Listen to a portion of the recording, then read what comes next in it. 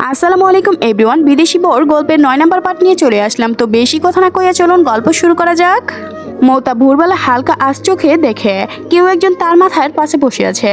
ঝাপসা চোখে কসলাতে কসলাতে স্পষ্ট করে চেয়ে দেখে মা শাহানা বেগম। মা সচরাচর এমন ভোরে ডাকতে আসে না, এমন তো শুধু পরীক্ষার দিনই হয়। কিছুটা বিষণ্ণ নিয়ে কিছুটা আশঙ্কা নিয়ে সে উঠে বসে। মা তুমি? শাহানা হালকা হেসে বলে, আমি আসতে পারি না। মৌতা চোখ নামিয়ে নেয়। এভাবে বলছো কেন মা? শাহানা মায়ের চোখে গভীরতা বুঝে নেন। নরম গলায় বললেন, আমার মেয়ে নিজেকে কেমন গুটিয়ে নিয়েছে, তাই ভাবলাম এবার আমি একটু এগিয়ে যাই। মৌতা ধীরে নিঃশ্বাস ফেলে। খুব কষ্ট হচ্ছে। তার চোখের পাতায় জমে থাকা জল না, কিন্তু বুকের ভিতর একরা হাহাকার যেন ধাক্কা মারল। হ্যাঁ, সে নিজেই তো গুটিয়ে নিয়েছে নিজেকে। সে ঘটনার পর থেকে সে যেন আর আগের মতো নেই।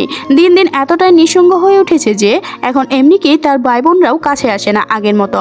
একসময় ওদের সবার সঙ্গে কত গল্প করত, কত হাসাহাসি। সেই দৃশ্যগুলো এখন কেমন সাদা কালো। এখন ওরা মৌতার দিকে তাকাতেও যেন কেমন ভয়ে ভয়ে তাকায়। কখন যে এতটা দূরত্ব তৈরি হয়ে গিয়েছে নিজেও বুঝে উঠতে পারেনি মৌতা। অথচ সবকিছু ঠিকঠাক থাকলেও সে দূরত্বটা বুঝে গোপনে তার চারপাশে ঘিরে রেখেছে। মৌতা ধীরে ধীরে এগিয়ে এসে শাহানার কোলে মাথা রেখে শুয়ে পড়ল, যেন অনেকদিন পর শান্তির আশ্রয় খুঁজে পেল। শাহানা মমতায় মেয়ের চুলে বিলি কাটতে কাটতে মৃদু কণ্ঠে বললেন, ঢাকায় গেলে থাকতে পারবে তো মা? মৌতার চোখ হঠাৎ চকচক করে উঠল।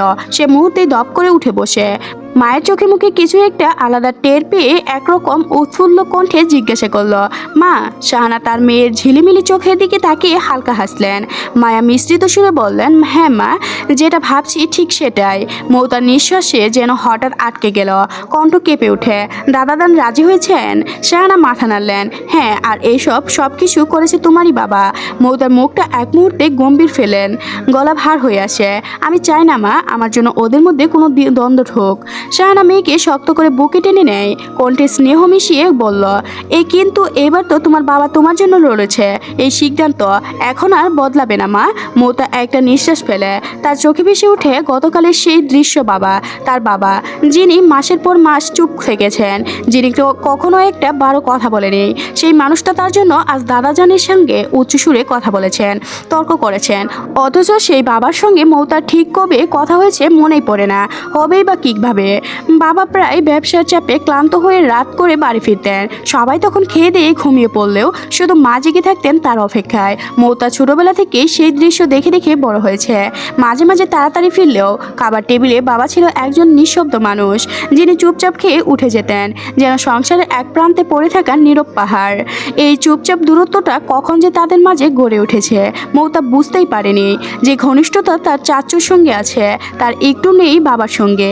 আর বিয়ের ঘটনার পর তো সে জিনিস নিজেকেও গুটিয়ে রয়েছে। নিজের মতো একটা দেওয়াল তুলে নিয়েছিল চারপাশে। মৌতা হালকা হেসে ফেলল। হয়তো এমন সময় এসেছে দেওয়ালটা ভাঙার। এইবার বাবার সঙ্গে অন্তত একটু কথা বলবে সে। একটা সত্যিকারের সম্পর্ক গড়া শুরু হোক এবার। শাহানা মেয়ের মুখের দিকে ঘুম ঘুম হাসিটা দেখে মনে ভরে উঠলেন। স্নেহ ভেজা গলায় অভিমান মরিয়ে শুধরালেন, আমাদের ফেলে যাবে? তাই তুই এই হাসি?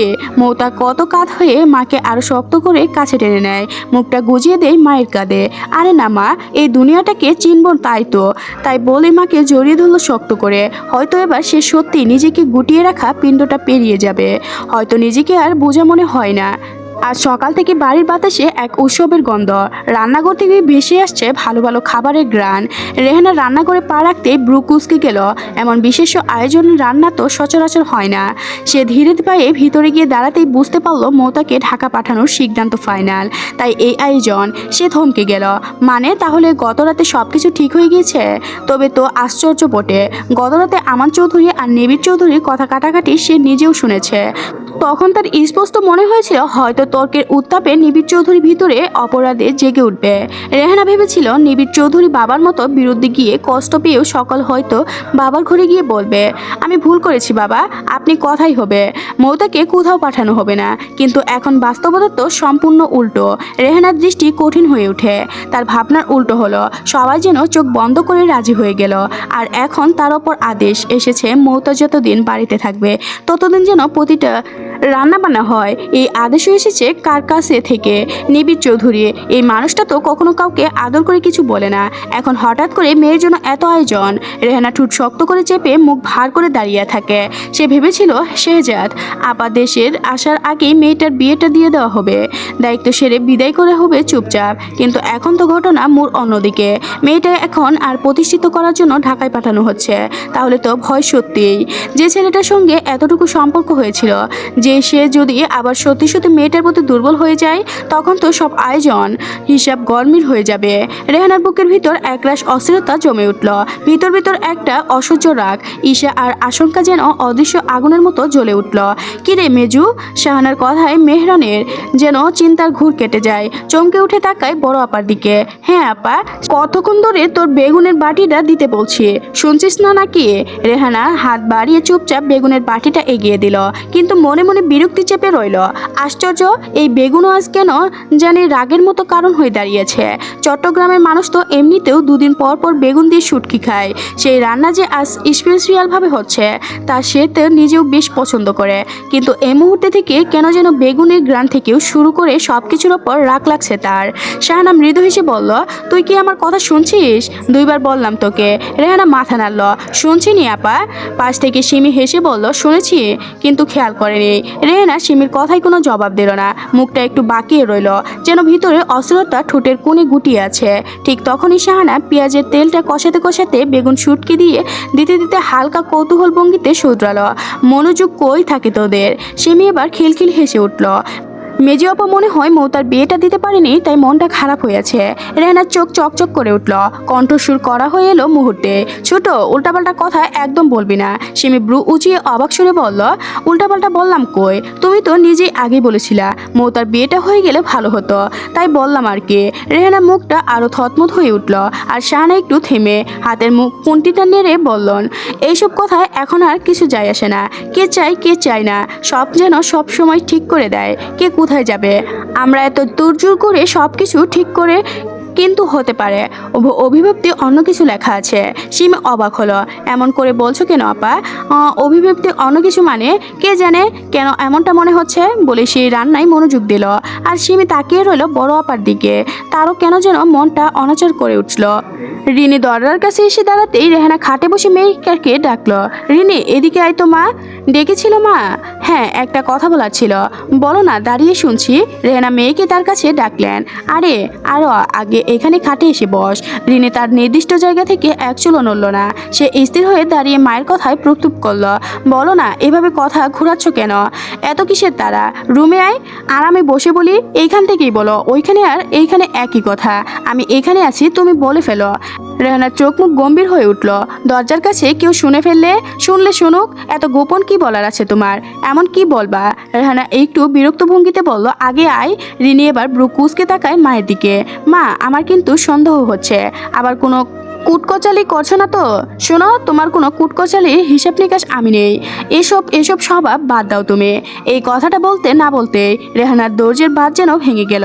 চোখ মুখের রাগ ছড়িয়ে খাট থেকে উঠে মেয়ের গেলে ঠাস করে একটা চর বসিয়ে দিল।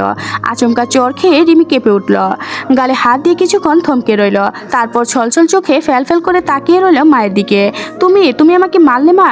রেহানার দাঁতে দাঁত চেপে বলল, হ্যাঁ মারলাম, বেশি করেছি। রেহানা চোখ মুখ লাল হয়ে আছে রাগে, গলার সুর তীব্র করে বলে উঠে, তোরে মাকে সবাই হাসি খুরুপ বানাচ্ছে এই ঘরে, সেখানে তোরা আমি নিজের পেটের সন্তান। যদি এমন কিছু করিস তবে বাহিরের লোকজন আর কি বলবে? রিনি এক মুহূর্তেও দম না নিয়ে ঠান্ডা গলায় জবাব দেয়, তুমিই তো করো মা, তাই তো তুমি নিজেই নিজেকে এমন বানিয়ে নিয়েছ। মিলেমিশে থাকতে শিখো না মা। রেহানা মুক্ত তেতে হয়ে আসে, কণ্ঠে বিষ ছুড়ে দেয়। মৌতা সিমরানদের সঙ্গে মিশতে মিশতে ওদের মতোই চ্যাটাং চ্যাটাং কথা শিখেছে না? ওদের সঙ্গে আর বেশি বেশি মিশবি না। নিজের ভালো নিজেকেই দেখতে হয়। রিনির চোখ জমে থাকা অভিমানের কণা এবার ঝরে পড়ে রূপকথায়। সে বেশ রাগী কণ্ঠে শুধরায়, এই তো তোমার আসল রূপ মা, এই কুটনামেই তো তোমার সবখানে। বলো তো, বড় মা কখনো আমাদের এভাবে বলে? কখনো সিমরানের সঙ্গে আমার বন্ধুত্ব নিয়ে কথা করে? এত হিংসে কেন তোমার মা? কোনোদিন না জানি ছোট নোবার সাথেও মিশতে বারণ করে দেবে আমায়। রিনার কথায় বলতে রেহানা সর্বশক্তি যেন মুহূর্তেই ফুরিয়ে যায় আর উড়ে এসে বসে রিনির অন্য গালে। চোখ দিয়ে পানি গড়িয়ে পড়ে রিনির। সে দাঁতে দাঁত চেপে পিছনে ঘুরে চলে যেতেই উদ্যুক হয়। ঠিক তখনই রেহানা নিজেকে সংবেদন করে বলল, যে কথার জন্য মেয়েকে ডেকেছে সেই কথাই তো বলা হয়নি, তবে এই জামার ব্যথা যাবে কেন? সে দ্রুত মেয়েটাকে টেনে নিজের রুমের দিকে ফিরে আনে, দরজা বন্ধ করে দেয় দফ করে। রেহানা এবার গলার সুর কমল করে বলে, বেশ আদরি ভঙ্গিতে মেয়েকে কাছে টেনে বলল, মা তোদের তো ভালোই চাই। এই যে শোন মা, এই দুনিয়ায় নিজের স্বার্থই নিজেকেই দেখতে হয়, কেউ কারোর জন্য বসে থাকে না। তুমি আমাকে এসব শোনার জন্য এখানে এনেছ? রেহানা মেয়ের কথায় চোখ সরিয়ে নিয়ে হালকা কাশলেন। সে নিজেকে গুছিয়ে নিচ্ছেন, এরপর একটু নিচে গলায় শুধরালেন, শেহজাদ আপার ছেলে মেয়ের সাথে তোর কোনো কথা হয়? রিনি একটু কাজ ঝাঁকিয়ে জবাব দিল, কোন ছেলে? রায়েত ভাই। রেহানার চোখ ঝিলঝিল করে। মেয়ের ঠিক নাম বলেছে ঠিক সে হালকা হেসে বলল, আমাদের রায়েত মানে? রিনি এবার মুখ টিপে হেসে ফেললো, ও আমাদের রায়েত ভাইয়া, ও আই মিন দুলাভাই। রেহানার মুখটার আগে কটমট করতে লাগলো। থাপ্পড়টা যেন ঠিক তখনও আবার উঠেছিল, কিন্তু কোনো মতে সে নিজেকে সংশোধন করে নিজেই বলল, কেবল দাঁতে দাঁত চেপে বলল, থাপ্পড় আরেকটা খাবি? দুলাভাই কিসের? রিনি এক মুহূর্তেও সময় না নিয়ে প্রত্যহ করলো, মৌতাপুর হাজব্যান্ড মানে আমাদের দুলাভাই তো, ভুল বললাম কিছু? রেহানা ঠুট কেঁপে উঠল। সে জোর করে রাগ গিলে ফেলল। সুর কাঁপলেও তার নিজেকে সংযোজন করে সে সম্পর্কটা কেউ এখনো মানে না। বুঝেছিস? রিনি মায়ের কথায় একটু বিচলিত নয়, সে বেশ স্বাভাবিক কণ্ঠে শুধরায়, কিন্তু বিয়ে তো এখনো টিকে আছে মা, কুটে না গেলেও তো বিচ্ছেদ হয় না। রেহানা এবার চোখ পাকিয়ে তাকালো, কিন্তু গলায় আর ঝাঁঝ আনলো না, কেবল ক্লান্ত কণ্ঠে বলল, দুলাভাই নয়, আর একবারও এই শব্দটা মুখে আনবি না, তাহলে হ্যাঁ রাবেদ ভাইয়া। রিনের কথা যেন রেহানার ভিতরটা গর্জে উঠল। নিজেকে আর ধরে রাখতে পারলো না সে, বা হাতে মেয়ের গালে চেপে ধরে আরেকটা থাপ্পড় বসিয়ে দিল। ভাইয়া কি? রিনি চোখ ছলছল করে তাকালো, গলা কাঁপিয়ে তার, মানে রেহানা কণ্ঠ এবার বিষাক্ত তীব্র, মানে ওইটা তোর কোনো আমলের ভাই হলো? কোন মায়ের পেটের ভাই? রিনি এবার আর চুপ করে রইল না, চোখ চকট করে গলায় ধৃত এনে বলল, ভাই তো মায়ের পেটের লাগে, কাজের মানেই তো ভাই। রেহানা দাঁতে দাঁত চেপে ক্ষিপ্ত সুরে বলল, না কিসের ভাইয়া ভাইয়া করস, কাজের মানেই তো ভাই নয়। দেখিস না মৌতা কিভাবে হাত করে বিয়ে করে নিল? রেহানার কথায় রিনি অবাক হলো না, মা এমনই। সে উল্টো উদ্দাসভাবে জবাব দিল, এরকম তো প্রায় হয়। রেহানার ধৈর্য বাঁধ ভাঙলো আবার, তুই আর ওকে ভাই ডাকবি না, পরের বার ফোনে কথা বললে আমাকে ফোনটা দিবি। রিনি কিছু একটা আন্দাজ করে কপালে হাত ঠেকালো, তারপর গলায় হালকা রাগ সুরে বলল, কেন ডাকবো না? উল্টাপাল্টা চিন্তা বাদ দাও মা, আর ভাই আমার সঙ্গে একা একা কথা বলে না, বলতে গেলে ওনার সাথে আমাদের কথা হয় না। শেহজাদ ফুপি ওনার নাম্বার থেকে আমাদের কল করে, আর উনি সব কাজিনের সাথে একসাথে জিজ্ঞাসা করেন সবাই কেমন আছো, অর্ধেক তো মৌতাপুর। রেহানা কণ্ঠ গর্জে উঠল, মৌতার কি? রিমি থমকে গেল, ঠুট কেঁপে উঠল এক মুহূর্তয়, সব কিছু বলা যাবে না। তারপর নিজেকে সামলে নিয়ে বলল, কিছু না। সেইটুকু বলে সে পিছন ফিরে দরজার দিকে পা বাড়ালো, তবে দরজার কাছে গিয়ে থেমে গেল।